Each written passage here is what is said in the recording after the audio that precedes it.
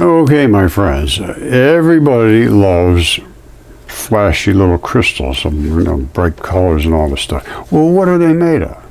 What's crystals made of? Well, these are quartz crystals.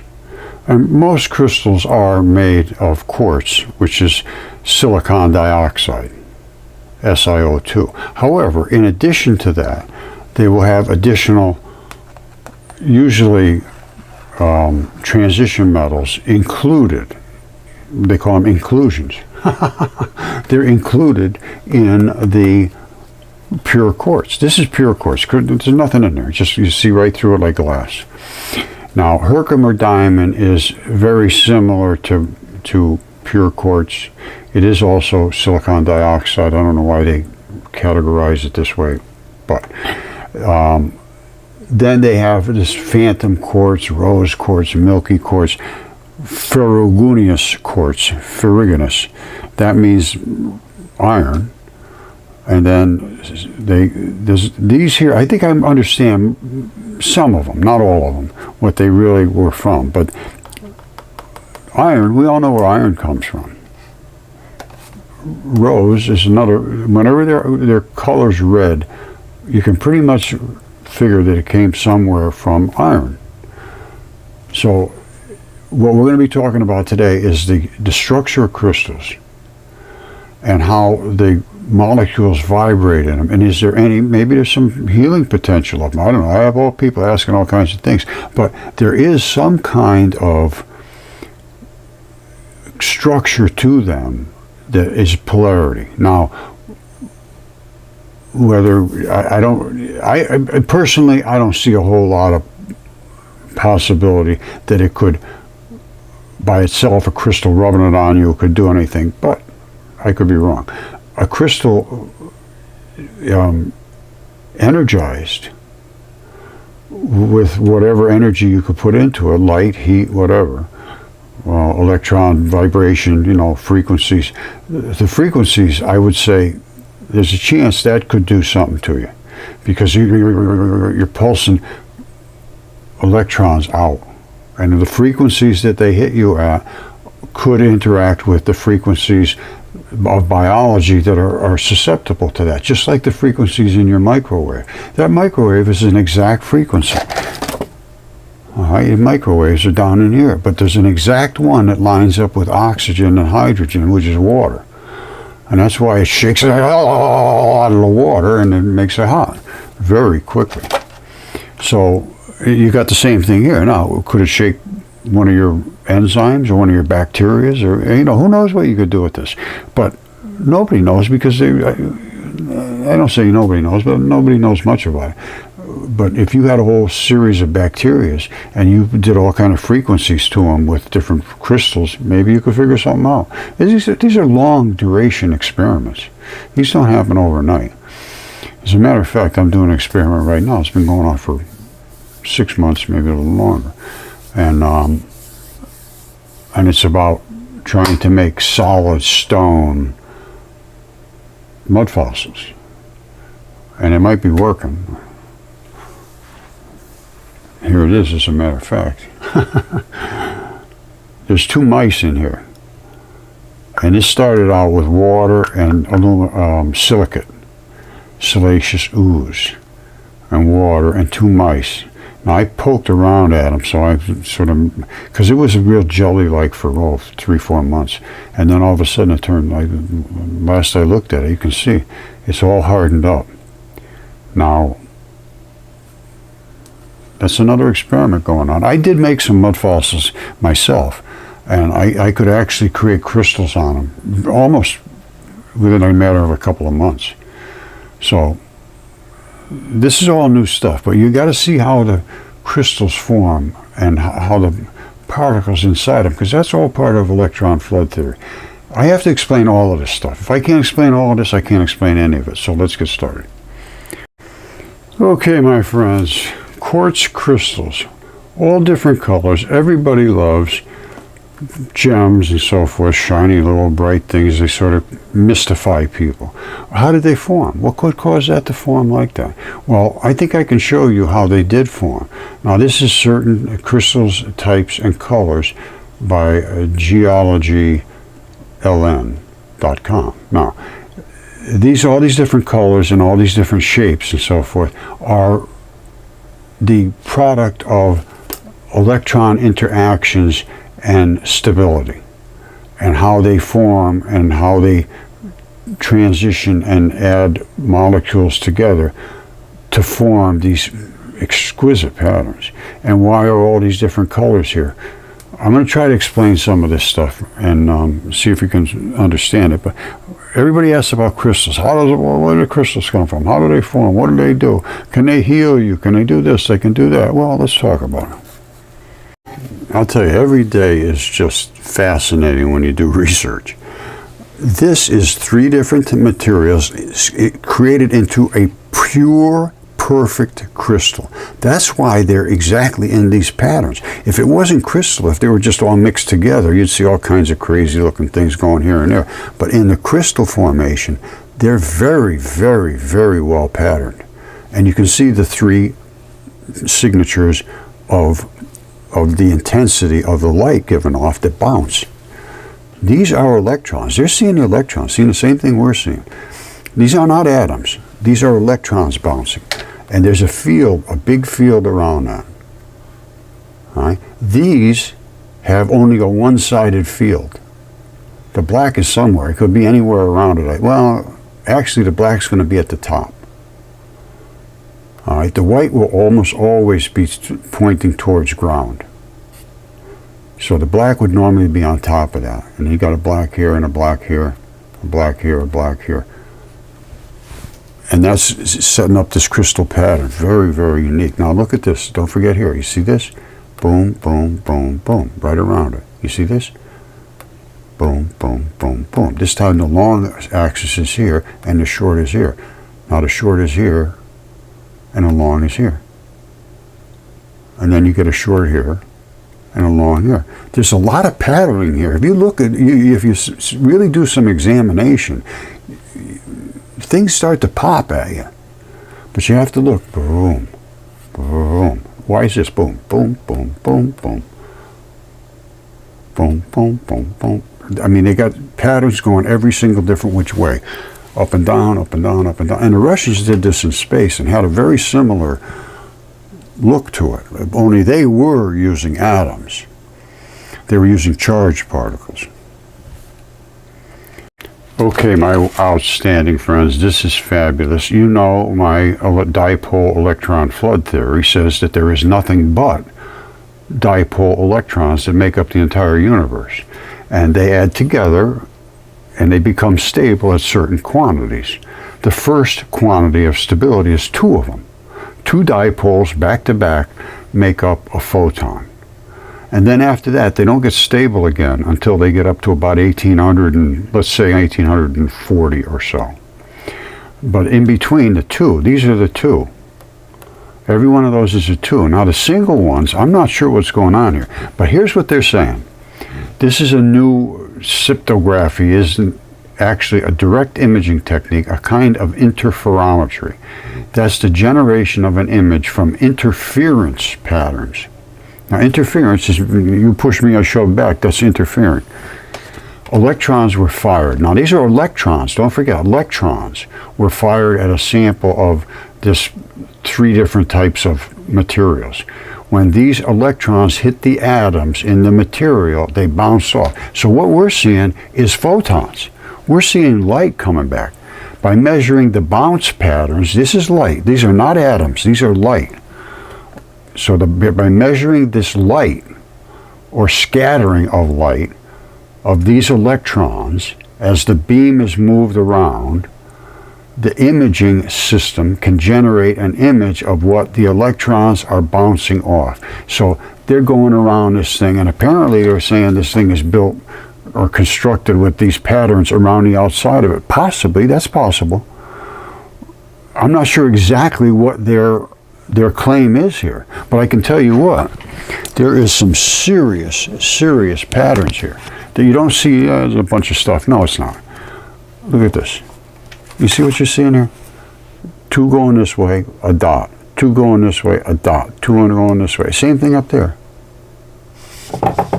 Same thing over here. They're all the same. There's all that same. And then in between, there's these ones just blank, blank, blank, blank, blank, blank, blank, blank. They're just the singles. And you see them going this way and this way. This is an extreme pattern. Now, things will set up a pattern. I really don't know exactly what they're doing here, but I think I do. I think they're taking, as they say, scattering. They're just picking up the light. That's all they're doing. They're hitting it with some kind of laser, I'm sure, and they're picking up this scattering particles. And they're seeing these photons, and then they're seeing these single ones, which to me is an electron.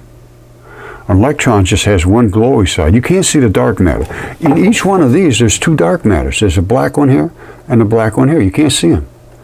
You're never going to see them because dark matter doesn't emit. It doesn't absorb. It doesn't reflect. It doesn't do anything.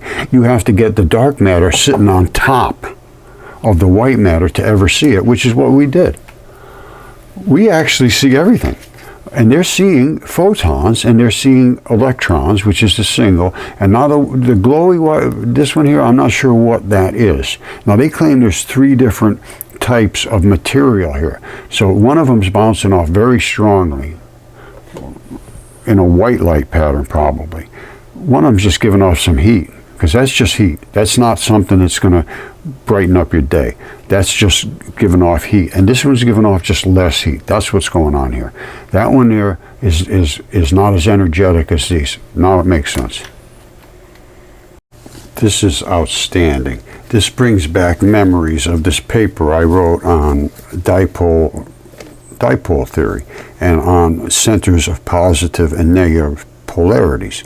Now this is PCl3, and the phosphorus is in the center, surrounded by 3 chlorine atoms, is what I'm showing here. Now, what they're doing is shooting light into this, and the phosphorus is shooting out one set of particles, and the chlorine is shooting out other sets of particles. They will not have the same intensity, because it depends on how many extra electrons are coated around the nucleus and how far off they're going to shoot their particles and how much intensity. It appears that these ones here, they're hitting right down into the nucleus almost, because that's where the most energy is, right at the very, very core of the center where the dark matter is, literally. And my dipole electron flood theory shows this quite clearly. These are high intensity. These are a little less intense because they're only the electrons, and these are not quite intense at all, which are supposedly the oxygen. Let me show you why I make these claims. Now, it's just making perfect sense now, total, complete, perfect sense. There's 3 different materials here, and they're saying there's the first pair of bright blobs joined together are plasmodium. That's way up here, plasmodium. That's why they're so bright and glowy. They're just high energy. The higher you go in the periodic chart, the higher the energy. Now, what's the next one down? Is scandium. You see, the single bright blobs are scandium here. That's way down here. All right, so we went from here way down to there. Then where is the next one? It's down to oxygen, way down here. It's almost nothing. The single bright blobs are scandium, and the faint red blobs are oxygen. So we go from high energy, really bright, to middle energy, which is glowy, down to low energy, which is the oxygen. There it is right there. It all makes total sense.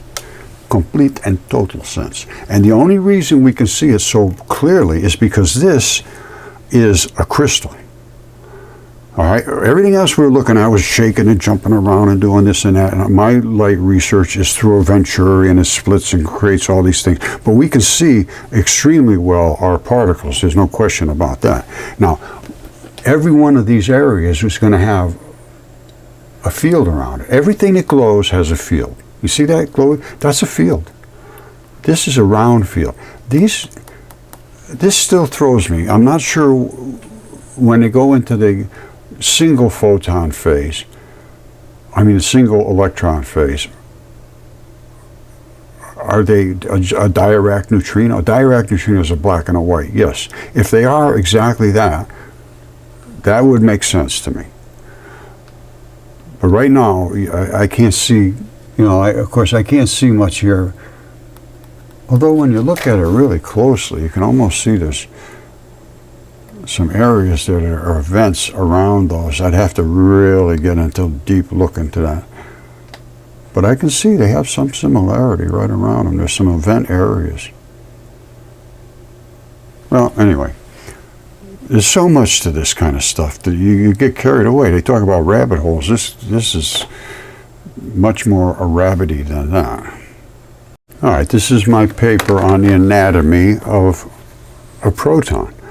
There's the dark core. The dark particles go right to the center, and you cannot see them. They have never seen them. That's why they say, where's the dark matter? We can't find the dark matter. It's attached to the white matter, but anytime you get into a full-size atom, it's deep inside the center, so you never see anything. All you see is the bounce. There was dark particles attached to what we saw before coming out. That glowy stuff, there's dark particles attached to those. You just don't see them. The dark particles just don't show up. The only way you can get them to show up is to put them on top of the white, which we did. So what are we seeing here? We're seeing from red up to the blue. The blue has all the energy, and that's the one that's going to glow like hell. And then the red is probably going to be the one that's glowing, but it's not glowing like the ones from the center because they're... And then the one on the outside, you can just barely see it. It's red. It's just weak. And that's exactly what it is. The ones that have a lot of energy are the blue because they're stuck really tight to the center. To pull them apart, you got to have them a lot of energy. Then you get a little less energy down in the green, and then very weak energy just sort of floating around in the red. Exactly what we saw. And that's exactly what my paper says. And it exactly says that everything is a dipole. I mean, this is pretty serious stuff. I did this right after I got out of the Army. I was going to get into nuclear physics, and they destroyed me because I said, everything you're saying is wrong. It's just not right. I said, light is atomic vapor. Because they said, well, what is light made out of? Well, I said, no, it isn't. It's made out of atomic vapor. It's the broken little parts. They're dipoles, little dipoles. There's nothing big, one big gigantic positive, one tiny little negative in a hydrogen. Absolutely not. I said, why wouldn't it go to the negatives goes to the positive? Why would it just hang out there? Nobody could answer any of that. They can't answer anything. And so they just go, they say, you got to refer to Heisenberg's this and that, and Millikan's oil drop. Some of the stuff was legitimate. Millikan, I think he had a right idea. But so many of these laws and rules you have to follow, they lead you down a path that you can't come back from. It's just not right. It's not right. Just like the speed of light. Totally wrong. Absolutely wrong. You can speed up light. You can slow light down. Light is a particle. It has a big field surrounding it. It makes a wave. Everything got to get out of the way, so you get a big wave. But the particle's in here. And you can't see dark matter, but we can.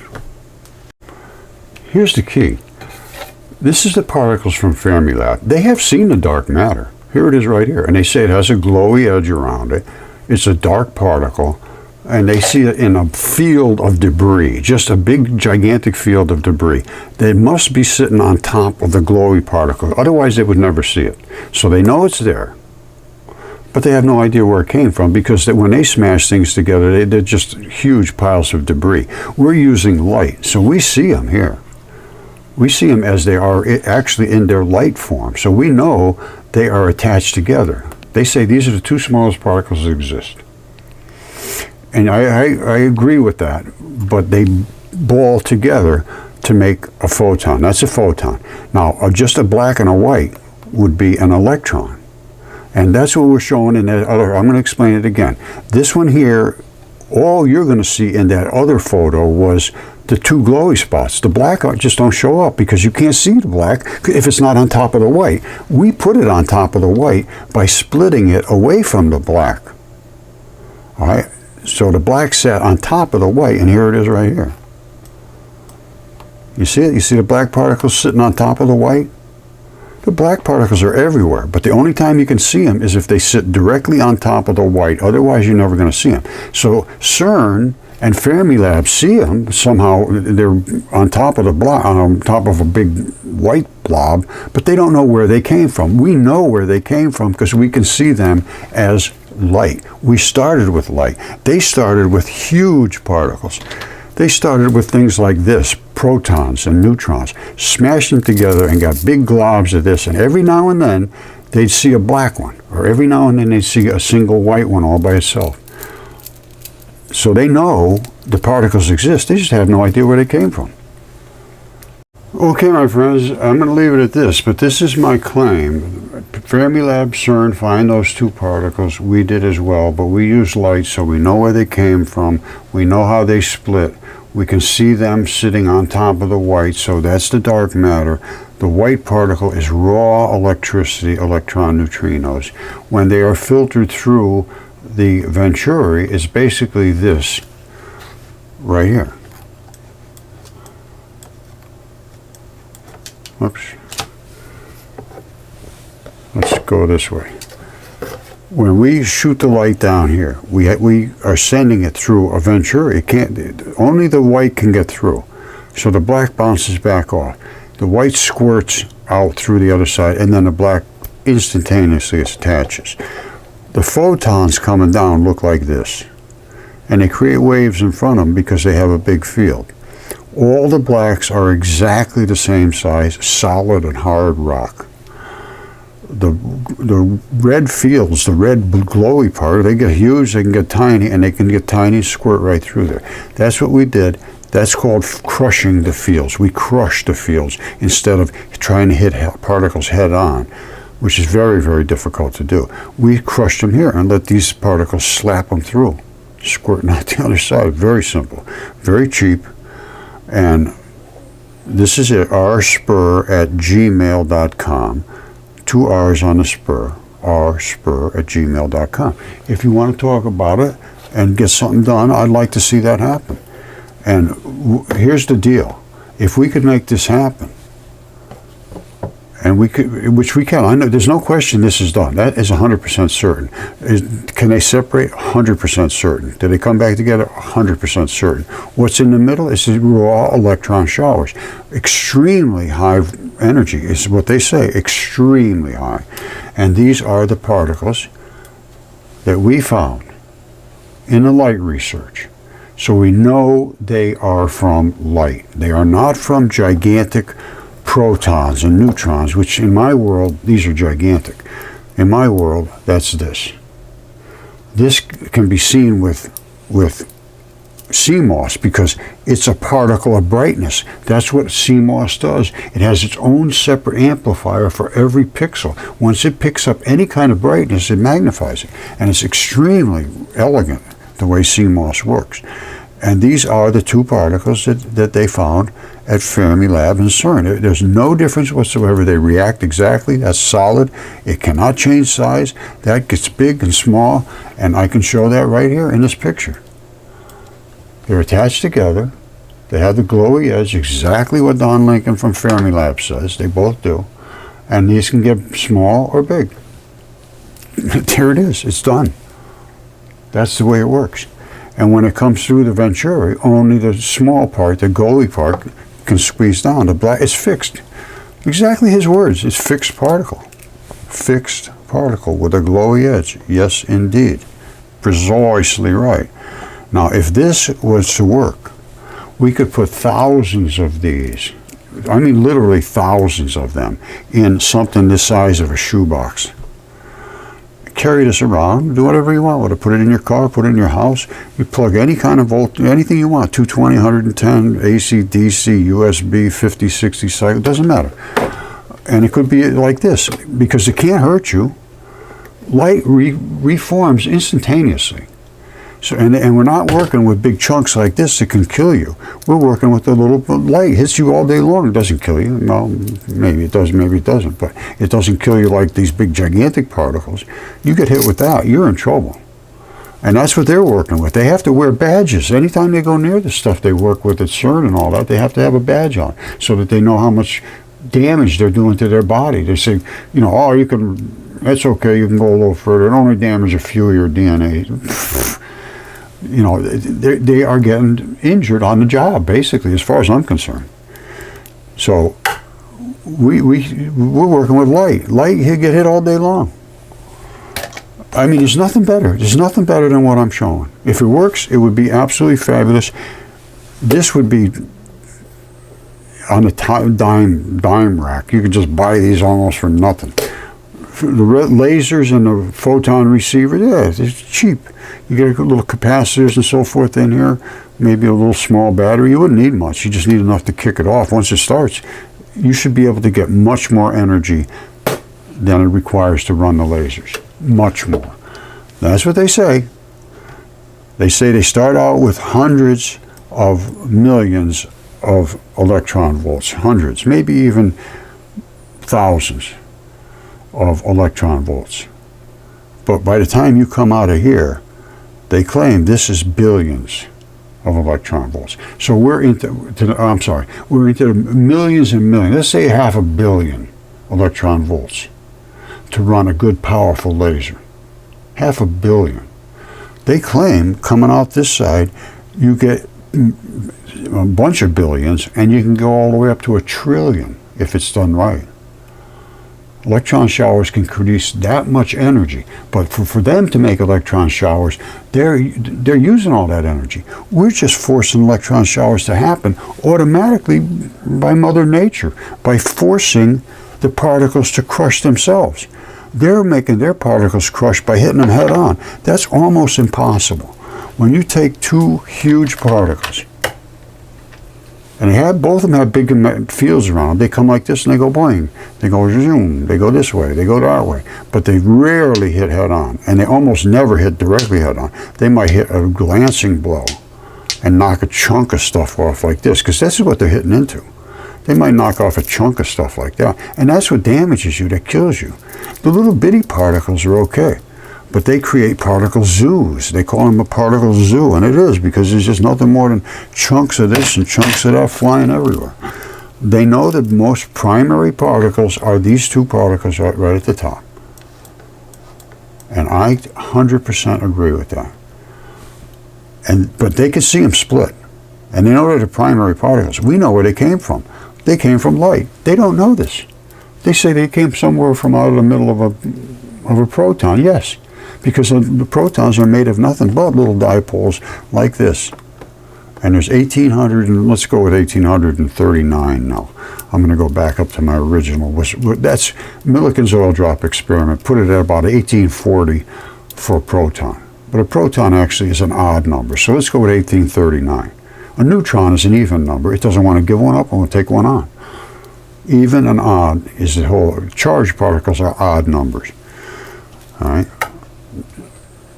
Anyway,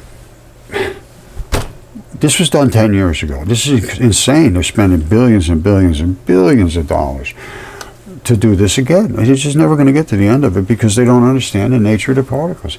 They still don't understand what gravity is, dark matter, light, heat, none of that stuff. It's not a bit of that is correct. So, here we go again. I love you all.